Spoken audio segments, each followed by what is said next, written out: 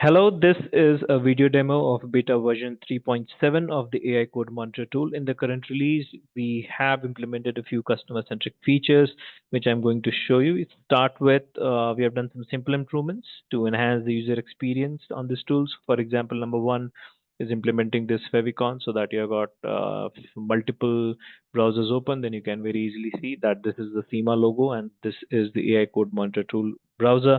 Secondly, improvement at the hyperlink level. So if you uh, expand on any of the repository groups, you will see the list of repositories, and the repository that has got no analyzed file is displayed right at the bottom.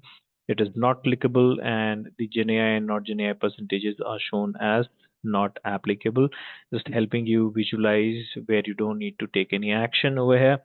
Um, Suppose you need to take action. If you click on any of the repositories, you'll be taken to the repository detail page. And when you want to click on any of these files and you want to take an action on attestation, you will see the tooltips are being shown. For the tick, it's attest by agreeing with the label, and for the cross, you have a tooltips that says attest by overriding the label. The same tooltips are available when you're on the PR code review detail page over here. You go on to any of these files, and when you look at the labels on the chunk, you will see the same tooltips appear for you over here also. No, apart from this, there are some more enhancements that have been done. So, for example, if you go to the repository page and if you expand on any of the repository groups, the overall pure and blended stats are being displayed in a chart. You can expand any of these and you can see visually the stats and the percentages over here. Secondly, you will see this blue ribbon being shown over here. It is at the repository group level that says 2%, and these are at the repository level 17%, 7%, for example.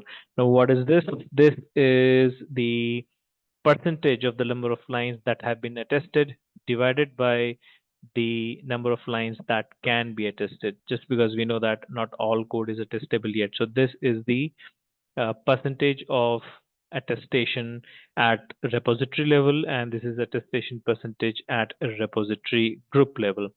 So in case you have got an organization mandate that every repository group should be at least 10% attested, that you have to go through the code and attest it, then it gives you a very quick visual identifier that you need to go in and take further action on this.